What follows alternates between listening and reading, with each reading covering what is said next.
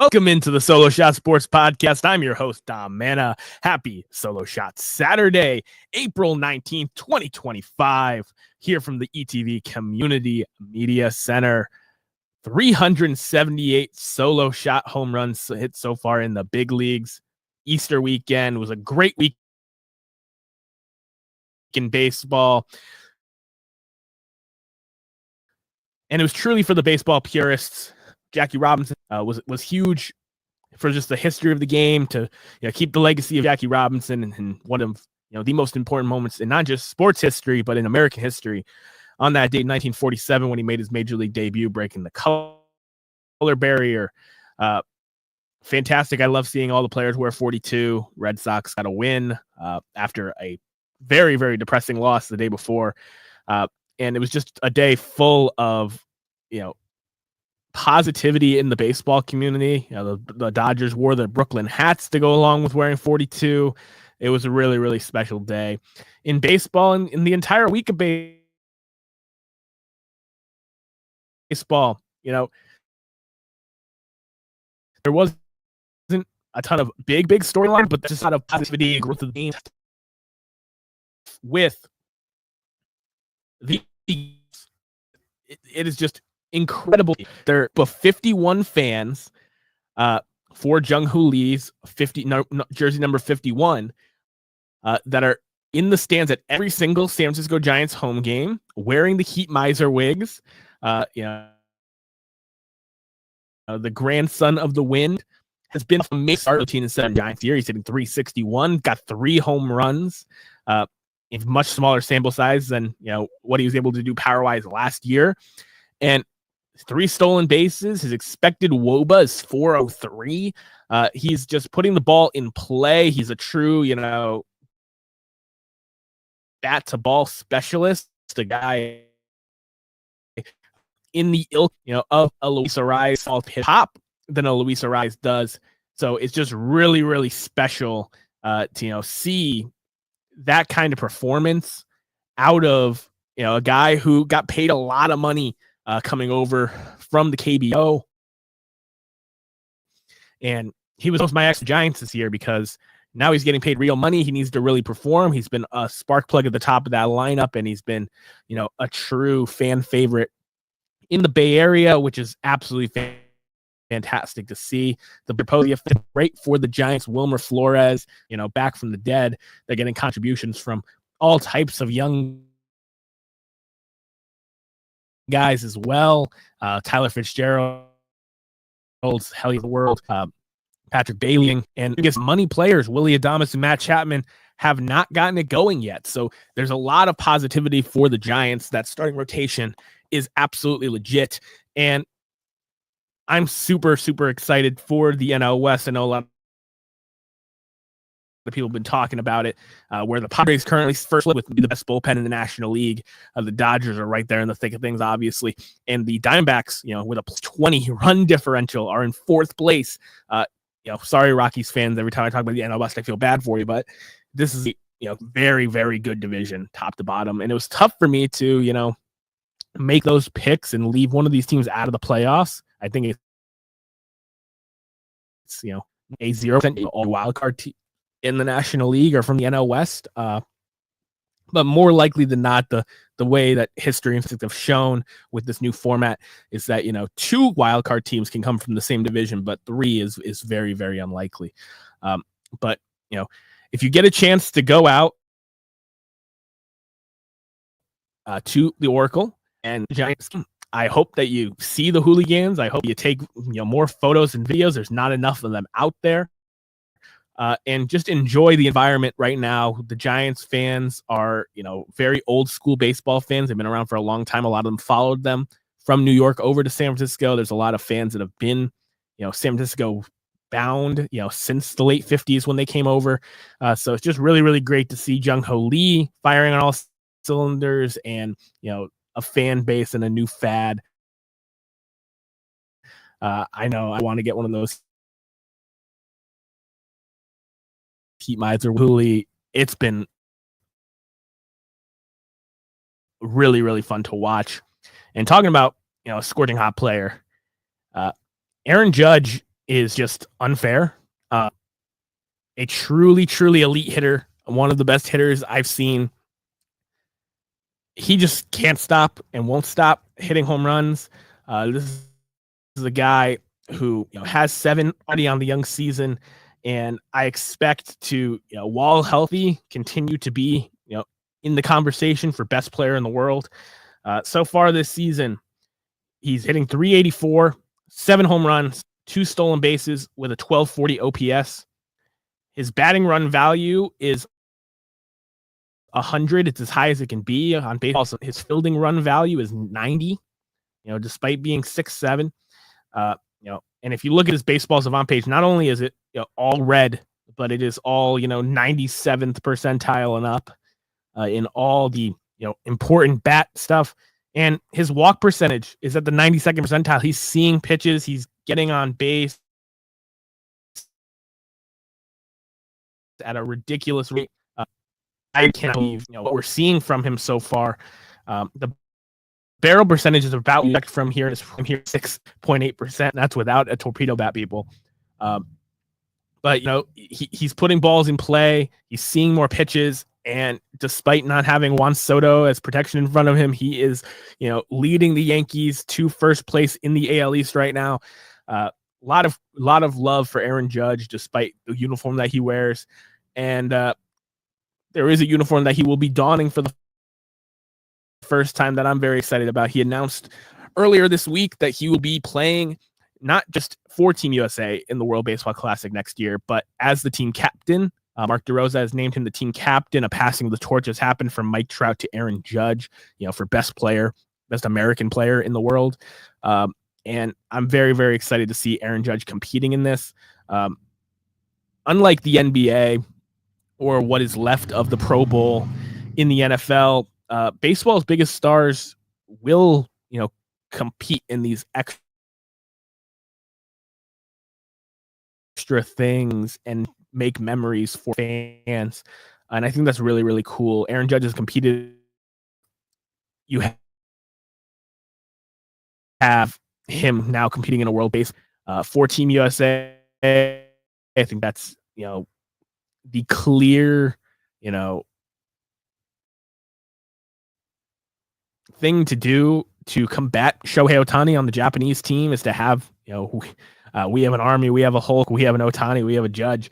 And if Ohtani is pitching the 2026 World Baseball Classic, you have the opportunity the same way we had Shohei facing off against Trout in the championship. You have the same opportunity to have a big moment in that game where Ohtani is pitching to Judge, which would just be, in terms of this modern era of the game, a really, really remarkable, moment for, modern baseball. So Aaron Judge, keep swinging it when you're not playing against my Red Sox. And, I'm hoping that you have a, healthy and, successfully get in a unbiased fashion. So that'll be fun. Now,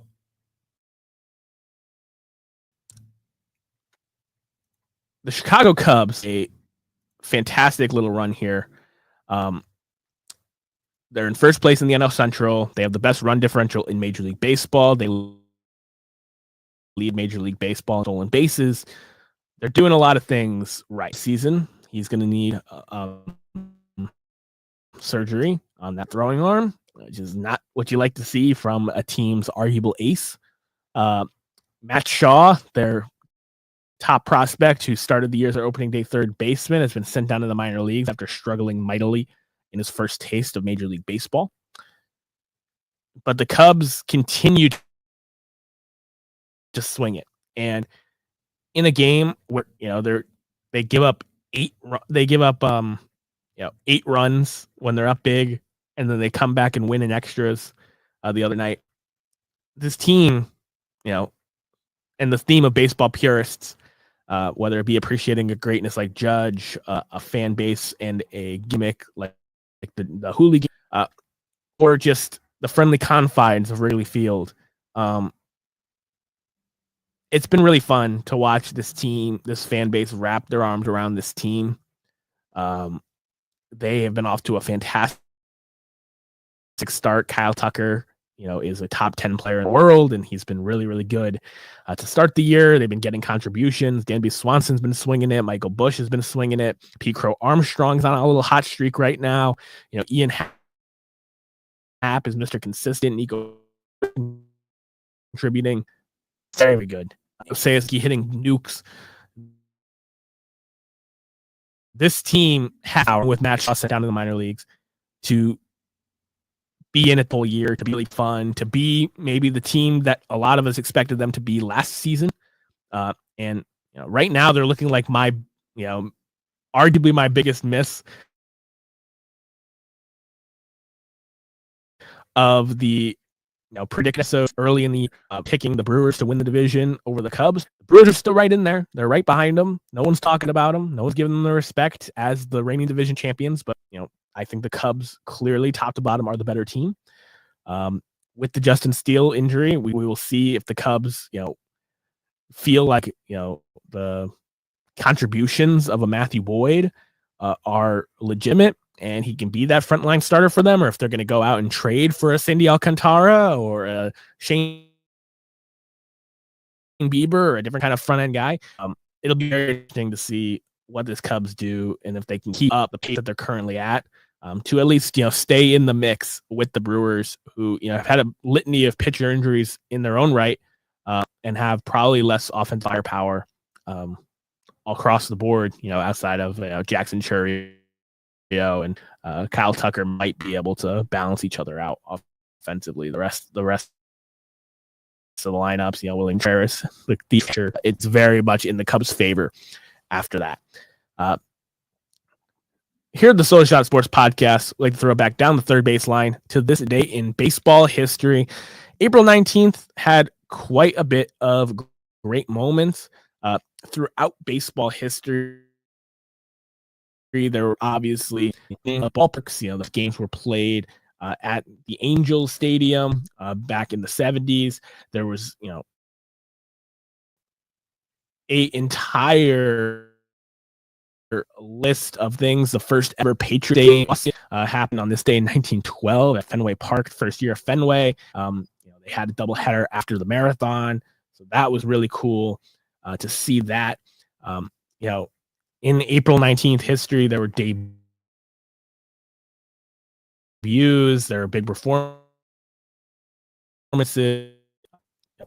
This kind of thing about baseball would be Matt Strom having a Declaration of Independence glove to ode to Nick Cage, all the way to that first Patriots game in 1912. There's just such a stretch of baseball history over 150 years of baseball. And it can be team records with the Red Sox hitting 3 consecutive home runs on opening day. The Pirates wore the black and gold for the first time on 1948, which is now Babe Ruth's monument was unveiled in Monument Park in 1949.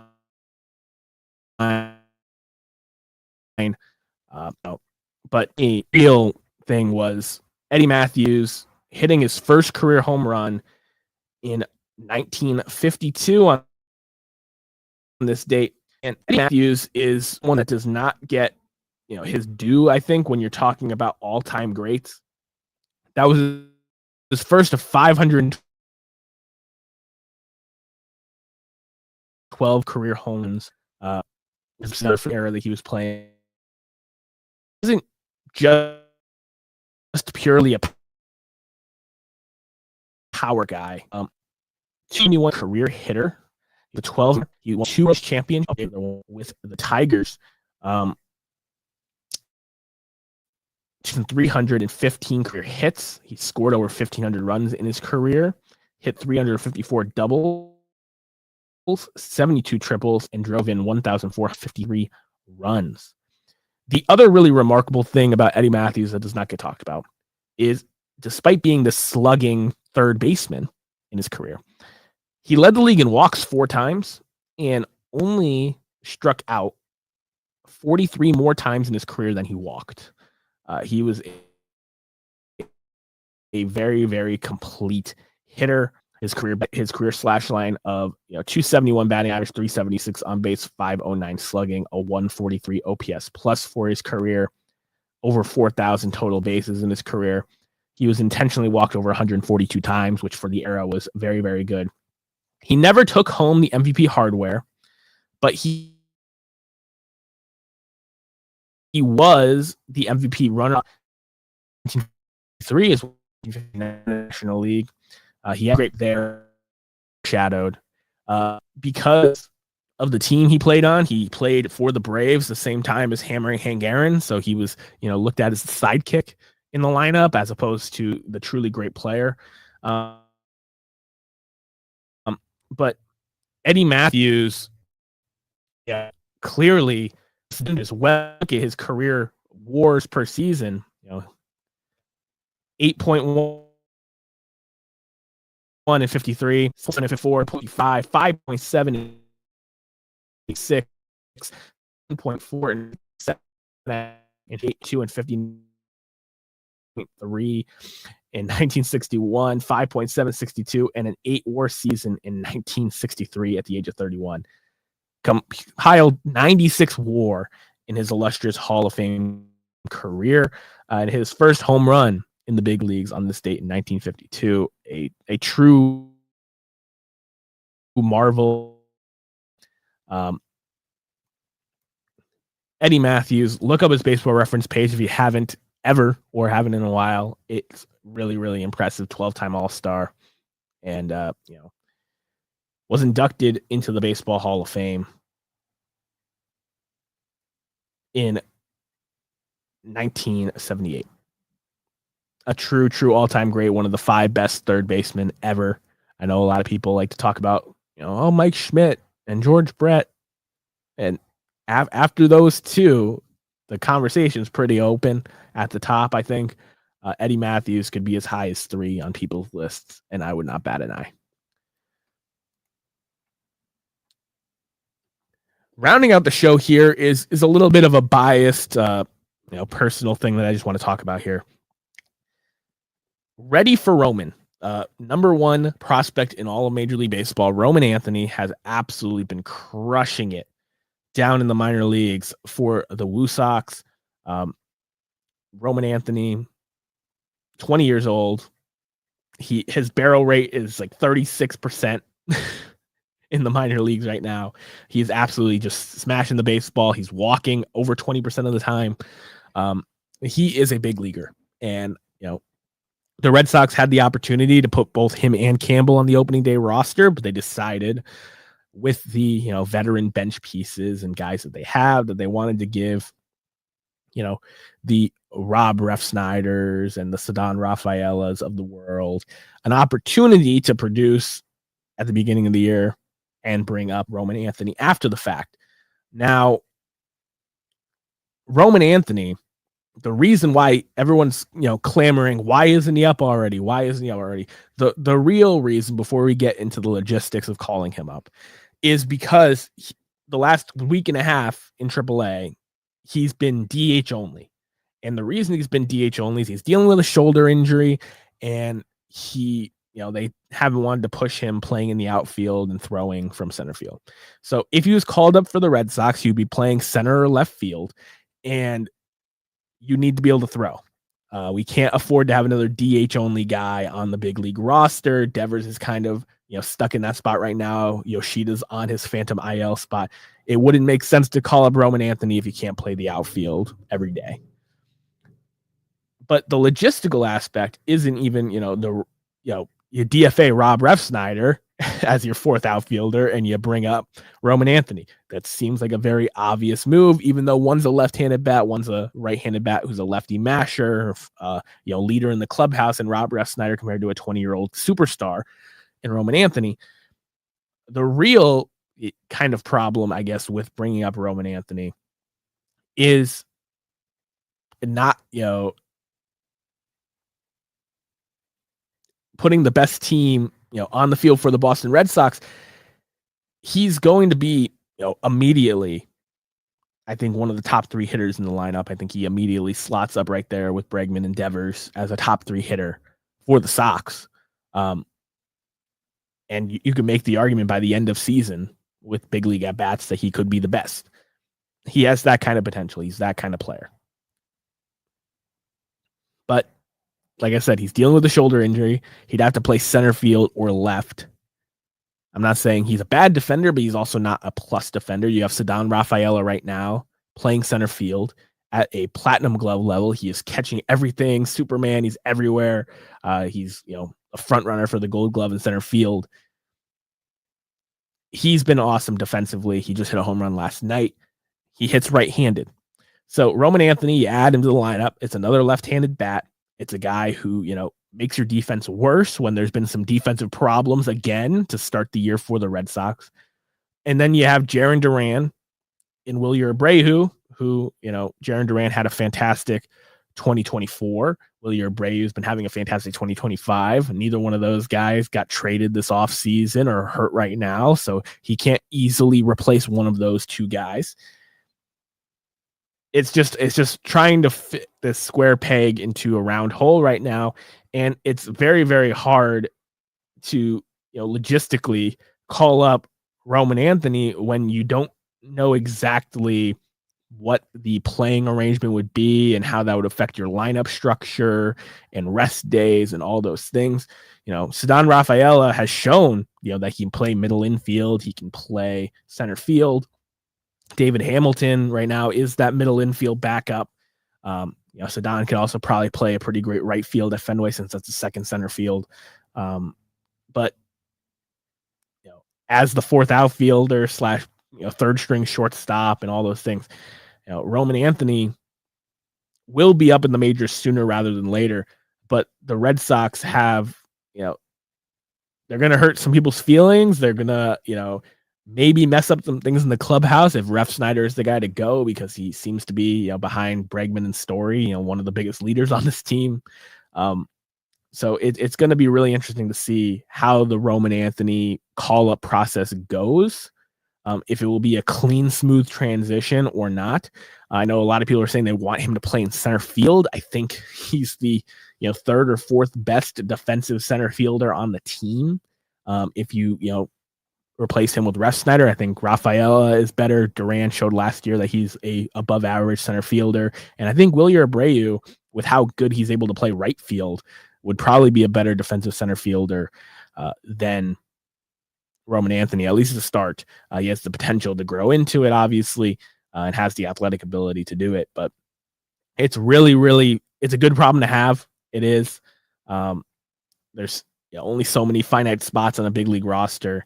And, they're kind of been putting this off, not just because of his shoulder injury, but because of, trying to give, these players that have respect in the room and will be, potentially important to them throughout this season and beyond, the chance to really make it and get the everyday at bats, because, baseball is such a rigorous marathon of a season. You need to have regular at bats. You need to have that consistency to get into a flow and really, have long-term success, as opposed to, a guy like Carlos Narvaez, who as the backup catcher was absolutely lighting the world on fire. But now that he has to play the majority of games at catcher, you've been seeing the hole in his game. Pitchers have adjusted. He hasn't been able to. So things like that happen throughout the major league season. I'm very, very excited for Roman Anthony to get called up. I'm believing it's going to happen sometime here in May. And, once he's ready to throw, it'll just be, what series does it make sense for him to come up? Did someone go down, or is Refsnyder struggling, or what's going on? But it's coming sooner rather than later, and it's a very, very exciting time to be a Boston Red Sox fan. We are ready for you, Roman. At least the fan base is. Appreciate each and every one of you for spending part of your Solo Shot Saturday with me, Ziggy, Will, Hugo, everyone that's in the chat. Thank you so much. I hope every one of you out there has a lovely Easter with your families this weekend and a great week of baseball ahead here. You know, it's very warm here on the Northeast today. I hope that weather trends continue and it starts to feel more like spring and summer's coming again. I'll see you guys next week. Thank you. God bless.